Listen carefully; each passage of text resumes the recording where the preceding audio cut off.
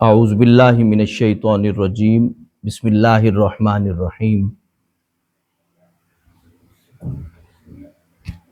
ذالک بأن الذین کفروا اتبعوا الباطل وأن الذین آمنوا اتبعوا الحق من ربهم کذالک یضرب اللہ للناس امثالهم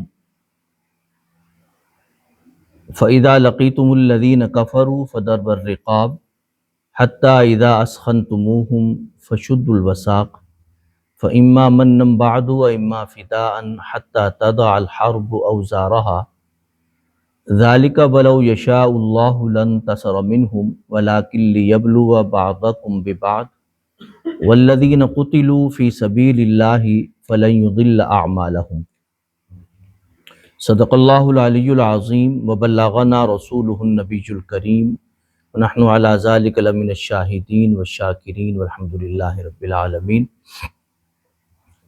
عزیزم طلباء و طالبات، محترم حاضرین ناظرین، سورہ محمد قرآن مجید کا 47واں سورہ پاک ہے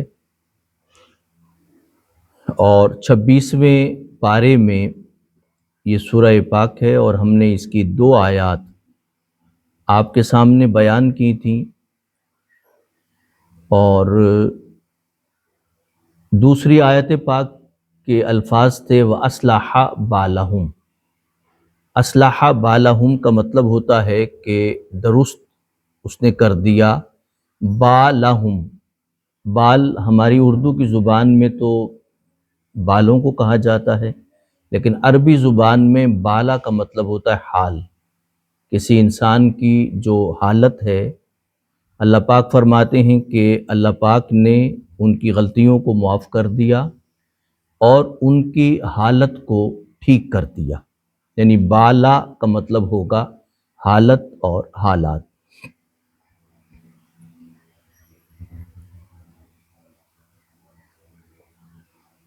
اب تیسری آیت پاک کا ہم ترجمہ آپ کے سامنے کر رہے ہیں۔ ذالک بأن الذین کفروا اتبعوا الباطل۔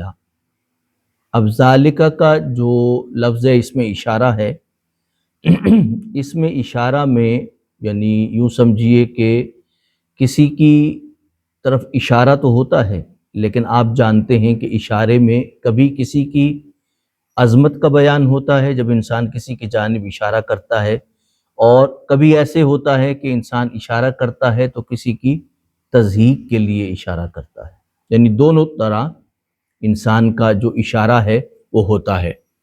اشارے سے عزت بھی ہوتی ہے، آپ ہی کا وہ اشارہ ہوتا ہے، لیکن ایک انسان کا دوسرے انسان کی طرف اشارہ ہوتا ہے، لیکن اس سے مراد اس کی تضحیق ہوتی ہے یا خدا نخواستہ تذلیل ہوتی ہے۔ تو قرآن مجید جو ہے وہ یہاں پر ذالک کا لفظ لا کے دونوں باتوں کو بیان کر رہا ہے۔ آپ اگلی آیت کے حصے میں دیکھیں گے بِأَنَّ الَّذِينَ، اس وجہ سے کفروا اتبعوا الباطل، جنہوں نے کفر کیا انہوں نے باطل کی اتباع کی، یعنی وہ باطل کے پیچھے لگے۔ باطل کا معنی ہم عام طور پہ بولتے ہیں، حق اور باطل کا لفظ جو ہے بولتے ہیں۔ باطل کا مطلب یہ ہوتا ہے کہ ہماری وہ کوششیں جو تخریبی ہوں، یعنی کسی نقصان دہ چیز کے لیے جو کوششیں ہوتی ہیں، تخریبی سمجھنے کے لیے اگر ہم آسانی سے سمجھ سکیں تو تعمیری لفظ آتا ہے، یعنی تعمیری کوششیں ہوں تو حق ہے، تخریبی کوششیں ہوں تو باطل ہے۔ یہ مفہوم ہے باطل کا۔ اگر تخریبی ہوں، تخریبی کا مطلب کیا ہوگا؟ کسی شے کو خراب کرنے کے لیے جو کوششیں ہوتی ہیں، برباد کرنے کے لیے، تباہ کرنے کے لیے جو کوششیں ہوتی ہیں وہ باطل ہے۔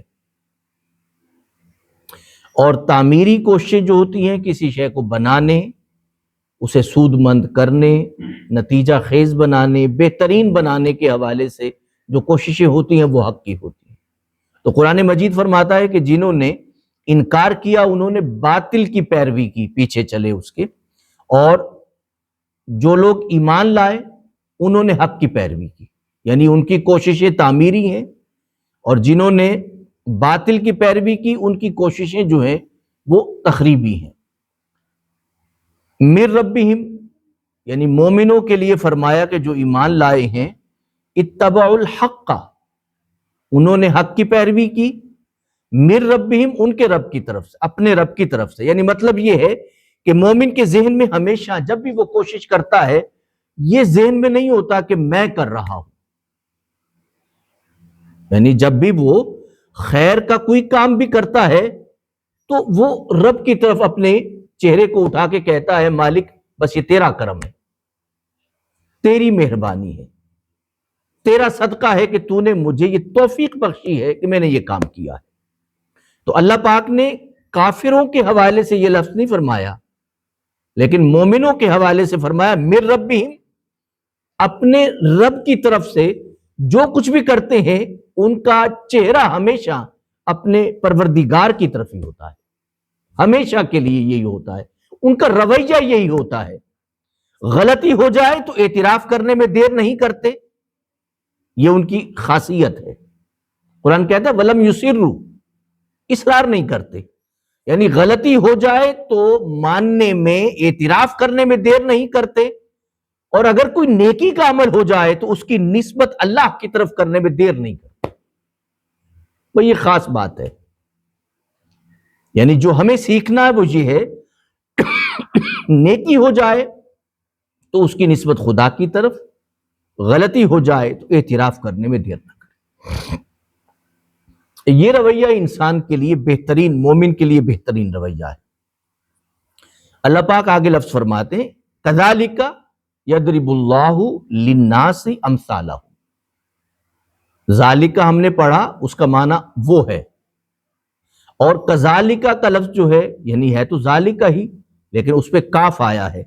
کذالک جب ہو یعنی کاف آ جائے، عربی زبان میں کاف جیسے کے معنی میں آتا ہے، یعنی آپ کاف کا معنی کریں گے تو جیسا ہوگا، تو کذالک کا مطلب ہوگا اسی طرح، یعنی کذالک کا مطلب ہوگا اسی طرح۔ یضرب اللہ، اب ویسے تو یضرب کا مطلب ہم کرتے ہیں، یعنی اگر عمومی طور پہ دیکھا جائے تو ضربہ کا مطلب ہوتا ہے مارنا، لیکن یہاں پہ قرآن مجید یہ بتا رہا ہے یضرب کا مطلب یہاں پہ ہے کہ وہ بیان کرتا ہے، واضح کرتا ہے۔ اب اگر ہم تھوڑا فرق سمجھنا چاہیں، ہم دو لفظ بولتے ہیں عربی زبان میں، ایک لفظ آتا ہے ضرب کا اور ایک لفظ آتا ہے بیان کا۔ بیان تو ہم عمومی طور پہ ہم خود بھی کہتے ہیں یہ بات میں نے بیان کر دی، یا یہ بات میں نے واضح کر دی، یا میں نے یہ کھول کے بیان کر دی، تو یہ لفظ تو ہم بولتے ہیں، لیکن اللہ پاک نے یہاں پہ یبینو کا لفظ نہیں بولا، یعنی بیان کا لفظ نہیں بولا، بلکہ یضرب کا مطلب، یضرب کا لفظ بولا ہے۔ دونوں میں کیا فرق ہے؟ یعنی اللہ نے یہ نہیں فرمایا کذالک یبین اللہ، یہ نہیں فرمایا، بلکہ فرمایا یضرب اللہ۔ اب یضرب میں اور یبین میں کیا فرق ہے؟ فرق یہ ہے کہ یبین کا مطلب یہ ہوتا ہے کہ جب آپ کسی پوشیدہ چیز کو کھولتے ہیں، یعنی جو کہ واضح نہیں ہوتی، آپ غیر واضح چیز کو جب کھولتے ہیں تو اسے کہتے ہیں یبین، یعنی بیان کر دینا۔ اور یضرب کا مطلب یہ ہوتا ہے کہ جب آپ کسی بات کو مادی مثال کے ساتھ، یعنی مثال کے ساتھ کسی بات کو جب سمجھاتے ہیں تو اسے یضرب کہتے ہیں۔ قرآن مجید میں یہ لفظ بار بار استعمال ہوا ہے کہ جب آپ مثال کے ساتھ کسی چیز کو، ایسی مثال جس کو آپ بڑی اچھی طرح دیکھتے ہیں، سمجھتے ہیں، اس کو جب بیان کرتے ہیں تو قرآن مجید اسے یضرب یا ضربہ کے لفظ کے ساتھ بیان کرتا ہے۔ یعنی ضرب اللہ مثلا، اللہ نے ایک مثال بیان کی۔ اب دیکھیے قرآن مجید ایک مثال دیتا ہے، عنکبوت کی مثال دیتا ہے، مکڑی کے یعنی مثال دیتا ہے، مکڑی کے گھر کی۔ قرآن کہتا ہے کہ اتخذت بیتا، وہ مکڑی جو ہے وہ گھر بناتی ہے، ویسے تو خوشنما بڑا لگتا ہے وہ، جب آپ اسے دیکھتے ہیں تو بڑا خوبصورت لگتا ہے وہ، لیکن قرآن کہتا ہے اتخذت بیتا وَإِنَّ أَوْهَنَ الْبُيُوتِ لَبَيْتُ الْعَنْكَبُوتِ، یعنی سب سے کمزور اور برباد ترین گھر جو ہے وہ مکڑی کا ہوتا ہے، یعنی اگر پانی کا قطرہ پڑ جائے تو گھر گیا، ہوا کا جھونکا آ جائے تو گھر گیا، کوئی اگر اس میں یعنی ہاتھ لگ جائے تو گھر گیا، یعنی اوہن البیوت سب سے کمزور ترین گھر ہوتا ہے۔ مکڑی کے بارے میں جو یعنی تحقیق ہے وہ یہ ہے، قرآن مجید نے اس کا خاص طور پہ ذکر کیا، تو جب اس کی تحقیق کی جاتی ہے تو اس کے بارے میں یہ ہے کہ مکڑی جو ہے وہ جالا وغیرہ بناتی ہے، لیکن جب اس کا اپنے نر سے ملاپ ہوتا ہے، ملاپ کے بعد سب سے پہلا کام مادہ یہ کرتی ہے کہ اپنے نر کو قتل کر دیتی ہے، اور یقینی بات ہے کہ مادہ کی بچے بھی پیدا ہوتے ہیں، مادہ کے بچے جب پیدا ہوتے ہیں، جب جوان ہوتے ہیں تو وہ اپنی ماں کو کھا جاتے ہیں۔ یعنی قرآن مجید نے مثال ایسے گھر کی دی کہ جو باہر سے کمزور ہے اور اندر فساد سے بھرا ہوا ہے۔ قرآن مجید یہ بتاتا ہے بسا اوقات دیوار و در بہت مضبوط ہوتے ہیں، مگر اندر کا فتنہ و فساد جو ہے گھروں کو کمزور ترین کر دیتا ہے۔ تو قرآن مجید جب لفظ اس طرح مادی مثال جب دیتا ہے تو اس کے لیے ضرب کا لفظ استعمال کرتا ہے، لیکن جب کوئی پوشیدہ بات کو واضح کرتا ہے تو اس کے لیے یبین کا لفظ بولتا ہے۔ تو یہاں پہ قرآن مجید نے کذالک یضرب اللہ، اسی طرح بیان کرتے ہیں اللہ پاک، للناس انسانوں کے لیے، امثالہم اپنی مثالوں کو، یعنی اپنی مثالیں اس لیے بیان کرتے ہیں تاکہ انسان پہ واضح ہو جائے۔ اگلی آیت پاک جو ہے اس کے ترجمے سے پہلے ایک بات میں آپ کے سامنے رکھ دوں کہ ذہن میں رکھیے کہ اسلام جو ہے وہ یعنی جنگ کی بات جو ہے اسلام قتل و خوریزی کے لیے نہیں کرتا، یعنی اسلام کا مقصد کسی جنگ کے حوالے سے یہ نہیں ہے کہ آپ قتل کریں، خوریزی برپا کریں یا کوئی تباہی اور بربادی لائیں، اس لیے نہیں ہے۔ اسلام یہ چاہتا ہے کہ ظلم زیادتی کا خاتمہ ہو، بس۔ یعنی اسلام اگر کسی جنگ کی اجازت دیتا ہے، میں اردو کا لفظ بول رہا ہوں، آگے جا کے اس کی تھوڑی سی میں وضاحت کروں گا، اسلام اگر کسی جنگ کی اجازت دیتا ہے، کسی طرح کی بھی جنگ ہو، اس کی اگر اجازت دیتا ہے تو بس ایک ہی صورت ہے، اور وہ ہے ظلم کا خاتمہ، بس زیادتی کا خاتمہ، اور عدل اور انصاف کے ساتھ چلنے کی راہ اپنانا جو ہے وہ اسلام کا طریقہ کار ہے۔ اسلام قتل و خوریزی نہیں اجازت دیتا۔ آپ دیکھیے کہ اسلام یہ کہتا ہے کہ آپ قرآن کہتا ہے، رسول اللہ صلی اللہ علیہ وسلم نے حدیث پاک میں فرمایا ہے کہ آپ نے جنگ تو کرنا ہے، آگے میں بتاؤں گا کہ حرب کا لفظ عربی کا ہے، قتال کا لفظ ہے، اور بھی الفاظ ہیں جو قرآن مجید جہاد کا جس طرح لفظ ہے، تین لفظوں کے درمیان میں آپ کے سامنے فرق واضح کروں گا، ان تین لفظوں کا کیا فرق ہے۔ لیکن ایک بات واضح کر دوں کہ اسلام کے ظلم کے خاتمے کے لیے ہوتی ہے، اس لیے اسلام یہ کہتا ہے کہ آپ نے مریض کو کچھ نہیں کہنا، اسے قتل نہیں کرنا، بچوں پہ ہاتھ نہیں اٹھانا۔ جب مریض پہ ہاتھ نہیں اٹھانا تو اس کا مطلب یہ ہے کہ آپ نے ہاسپٹل کو بھی کچھ نہیں کہنا۔ اسلام کہتا ہے عورتوں پر بھی ہاتھ نہیں اٹھانا۔ جب اسلام کہتا ہے کہ بچوں پر، نوجوان جو سکولز میں، کالجز میں، یونیورسٹیز میں پڑھ رہے ہیں انہیں بھی کچھ نہیں کہنا، آپ نے سکول اور کالج اور یونیورسٹی کو بھی کچھ نہیں کہنا۔ بازاروں پر بھی آپ نے قتل و خوریزی برپا نہیں کرنی۔ آپ نے جہاں پہ عبادت خانہ ہے، جو عبادت خانے میں لوگ رہتے ہیں ان کو بھی کچھ نہیں کہنا۔ آپ نے وہ بوڑھے لوگ جو کہ زندگی گزار رہے ہوتے ہیں بڑی مشکل سے، ان پر بھی ہاتھ نہیں اٹھانا۔ اس کے بعد یہ ہے کہ آپ نے کسی کے گھر میں گھس کے بھی کسی کو کچھ نہیں کہنا۔ اب آپ خود سوچئے کہ اسلام جب جنگ کی اجازت دیتا ہے تو بس اس شخص کے لیے اجازت ہے کہ جو ہتھیار اٹھا کے آپ کے سامنے آ جائے، اور اگر وہ ہتھیار گرا دے تو بھی اسے قتل نہیں کرنا۔ اگر وہ امان میں آ جائے اور کہے کہ میں ہتھیار ڈالتا ہوں تو بھی آپ نے کچھ نہیں کہنا۔ صحابہ کرام کے بارے میں ہے کہ جب وہ رسالت مآب صلی اللہ علیہ وسلم کے حوالے سے کہ جب جنگ کرتے تھے تو بہادر اور مضبوط لوگ ہوتے تھے، لیکن جیسے ہی جنگ ختم ہوتی تھی تو قیدیوں کے لیے، مریضوں کے لیے، زخمیوں کے لیے وہ ڈاکٹر بن جاتے تھے، بچوں کے لیے باپ کی حیثیت اختیار کر لیتے تھے، اور باقی سب کے لیے مشفق، مہربان اور دوست بن جاتے تھے۔ جب غزوہ بدر میں کفار و مشرکین قید میں ہوئے تو رسالت مآب صلی اللہ علیہ وسلم نے فرمایا، صحابہ فرماتے ہیں آپ نے فرمایا کہ تم چاہے خود کچھ بھی نہ کھاؤ مگر قیدیوں کو کھانا پیٹ بھر کے دو۔ صحابہ کہتے ہیں کہ ہم خشک کھجوریں کھایا کرتے تھے، لیکن ہم کفار و مشرکین جو قیدی تھے ہمارے، ہم انہیں پیٹ بھر کے کھانا دیتے تھے۔ جس کا لباس نہیں تھا رسول اللہ نے فرمایا اسے لباس مہیا کرو۔ آپ دیکھیے نا کہ جنگ میں آپ نے ایک طاقتور، بھرپور، ہیبت زدہ طریقے سے لڑنا ہے، لیکن جب آپ نے جنگ ختم کرنا ہے تو پھر رویہ کیا ہو؟ قرآن مجید بھی بتاتا ہے اور رسالت مآب صلی اللہ علیہ وسلم کی سیرت پاک۔ صحابہ کہتے ہیں مشکل دور تھا، آغاز کا وقت تھا غزوہ بدر میں، ہمارے پاس کھانے کو کچھ نہیں تھا، لیکن ہم کھانا کھلاتے تھے قیدیوں کو اور خود فاقے سے رہتے تھے۔ آپ اس سے اندازہ کر لیں کہ اسلام جنگ کی صورت میں کیا حکم دیتا ہے۔ اب دیکھیے اگلی آیت پاک،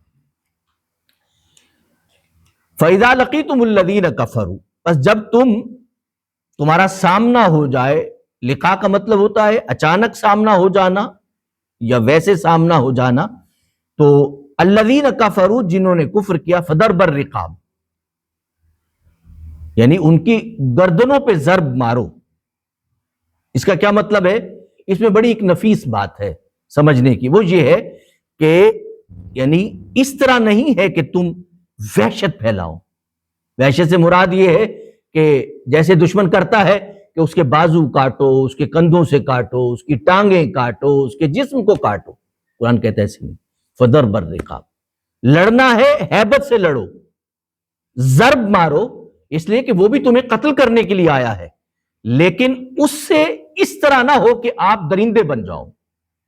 جنگ کا مطلب یہ نہیں ہوتا کہ لڑنے والا درندہ بن جائے، نہیں، قرآن کہتا ہے آپ لڑو لیکن درندگی اختیار نہ کرو۔ اس کے بعد قرآن مجید فرماتا ہے حتی اذا اسخنتموہم، جب تم ان پہ غالب آ جاؤ، جب وہ مغلوب ہو جائیں۔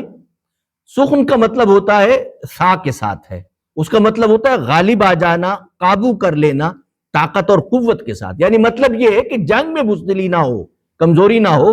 فشد الوثاق، پھر تم انہیں باندھو۔ باندھنے کا مطلب ایک تو ہے نا کہ رسی سے باندھنا، اور ایک مطلب فشد الوثاق کا مطلب ہے کہ احتیاط کے ساتھ انہیں قیدی بناؤ۔ اس کے بعد کیا کرو؟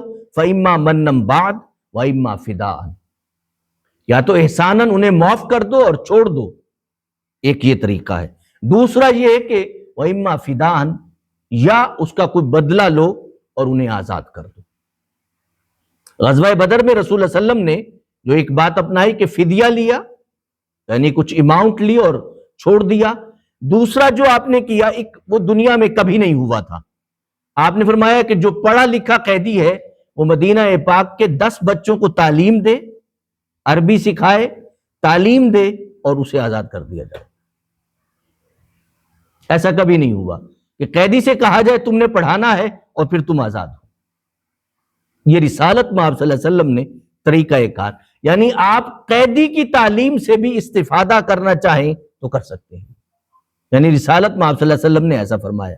ذالکہ، یہ بات وَإِمَّا فِدَاءً حَتَّى تَضَعَ الْحَرْبُ أَوْزَارَهَا، یہاں تک کہ جنگ جو ہے اپنے اوزار یا اپنی لڑائی کے ہتھیار جو ہے وہ رکھ دے، تو پھر اس کے بعد تم نے آگے بڑھنا۔ یعنی مطلب یہ ہے کہ جنگ کے درمیان جنگ ہو رہی ہو، جیسے غزوہ احد کا آپ نے پچھلے صورتوں میں سنا کہ غزوہ احد میں جو ہے صحابہ کرام جو ہے ابھی درمیان جنگ پوری طرح ختم نہیں ہوئی تھی، کہ درمیان میں ہی صحابہ کرام جنگ کی جانب سے توجہ ہٹا کے دوسری جانب متوجہ ہوئے، اس سے غزوہ احد میں 70 کے قریب صحابہ شہید ہو گئے تھے۔ تو قرآن مجید فرماتا ہے کہ جب بالکل اینڈ پہ چیز ہو اور آپ پوری طرح مطمئن ہو جائیں، پھر اس کے بعد آگے بڑھیں۔ وَلَوْ يَشَاءُ اللَّهُ، اگر چاہتا اللہ تعالی، لَن تَأْثَرَ مِنْهُمْ، اللہ پاک کو ضرورت نہیں تھی کسی کی بھی، اگر وہ انتقام لینا چاہتا تو وہ قوموں سے آپ کے سامنے ہے، قرآن مجید بیان کرتا ہے کہ اللہ کے عذاب کا شکار ہوئے، کسی بندے کی مدد اس میں اللہ کی شامل نہیں تھی، اللہ نے خود ہی وہ بدلہ لے لیا تھا۔ اللہ فرماتے ہیں اگر اللہ پاک بدلہ لینا چاہیں ان سے تو بدلہ لے سکتے ہیں، کوئی طاقت نہیں جو اسے روک سکے۔ وَلَٰكِن لِيَبْلُوَ بَعْضَكُم بِبَعْضٍ، لیکن یہ باہمی جو جنگ ہے دراصل اس لیے ہے تاکہ ایمان والے اس حقیقت کو جان سکیں کہ انہوں نے استقامت کے ساتھ کیسے چلنا ہے۔ ایک تو یہ وجہ ہے۔ دوسرا یہ ہے کہ جب آپ کسی چیز کو، انسان اپنی ہی ذات کو جب چیک کرتا ہے تو اسے پتہ چلتا ہے کہ میری کہاں کہاں کمزوریاں ہیں، تو وہ کمزوریاں دور کرنے کی کوشش کرتا ہے۔ جنگ اس لیے ہوتی ہے تاکہ مسلمان یہ جان سکیں کہ وہ کس جگہ سے کمزور ہیں، کس مقام سے کمزور ہیں، اور اس مقام کو ٹھیک کرنے کی کوشش کریں۔ والذین، آگے وہ لوگ جو اللہ کی راہ میں قتل کر دیے گئے، مار دیے گئے، شہید کر دیے گئے، فَلَن يُضِلَّ أَعْمَالَهُمْ، اللہ پاک ان کے اعمال کو ہرگز ضائع نہیں فرمائیں گے۔ تو یہاں تک ہم نے 4 آیات پاک مکمل کی ہیں، اور حرب کا لفظ میں آپ کے سامنے بیان کر دیتا ہوں۔ حرب کہتے ہیں جنگ کو۔ قرآن مجید میں کفار کے حوالے سے جو لفظ استعمال ہوا وہ حرب کا ہے، اور قتال کے حوالے سے جو استعمال ہوا وہ ایمرجنسی کا حکم ہے کہ جس میں آپ ایک دوسرے کے سامنے اور دست بدست آ کے جو لڑائی کرتے ہیں اس کو قتال کہتے ہیں۔ ایک اور لفظ قرآن مجید نے جو مسلمانوں کے لیے استعمال کیا وہ جہاد کا لفظ ہے۔ یعنی جہاد کا مطلب یہ ہے کہ ہر لمحے مومن جو ہے وہ محنت اور کوشش اور جد و جہد میں رہتا ہے، مقصد اس کا صرف اللہ کی رضا ہوتا ہے۔ یعنی حرب کفار کے لیے، قتال ایک ایمرجنسی کا لفظ ہے، اور جہاد جو ہے وہ مومن کے شایان شان کہ اسے صرف اللہ کی رضا کی خاطر جب وہ محنت کرتا ہے خدا کی رضا کی خاطر تو وہ جہاد کہلاتا ہے اس کا۔ وہ ہر سانس میں مجاہد ہوتا ہے، یہ نہیں ہے کہ وہ تلوار اٹھائے تو مجاہد ہوتا ہے اور اگر تلوار رکھ دے تو مجاہد نہیں ہوتا۔ یعنی بندوق اٹھائے تو وہ مجاہد ہے، بندوق نہ اٹھائے تو مجاہد نہیں ہے، ایسا نہیں ہے۔ مومن ہر لمحے مجاہد ہے اگر وہ اللہ کی رضا کے لیے تن من دھن کی کوشش کر رہا ہے، ہر لمحے وہ جو ہے وہ اللہ کی رضا کے لیے کوشش کر رہا ہے تو مجاہد ہے۔ ایک بات اور میں آپ کے سامنے، وہ جو رسالت میں آپ صلی اللہ علیہ وسلم نے بیان کی اور جنگ کے حوالے سے قرآن مجید نے اور جنگ کے جو اصول بیان کیے احادیث پاک میں اسلام نے، اس میں کسان کو بھی نہ مارنے کا حکم ہے کہ آپ نے کسان کو بھی نہیں مارنا، آپ نے فصلیں بھی نہیں اجاڑنی، آپ نے پھلدار درخت بھی نہیں توڑنے، آپ نے پھلدار درختوں کو بھی تباہ نہیں کرنا۔ اس طرح آپ اور بہت سی باتیں جو قرآن مجید اور حدیث پاک میں آئی ہیں، میرے ذہن میں اچانک آیا تو میں نے آپ کے سامنے بیان کر دیا، لیکن یہ ہے کہ اللہ پاک ہمیں عمل کی توفیق عطا فرمائے۔ آج ہم نے سورہ محمد کی 4 آیات پاک تک مکمل کیا ہے، اور انشاءاللہ العزیز اسی طرح ہم تسلسل کے ساتھ بیان کرتے رہیں گے۔ اللہ پاک سب دوستوں کی اور سب طلباء اور طالبات کی فہم میں برکتیں عطا فرمائے، آمین۔ وما علی الا البلاغ المبین۔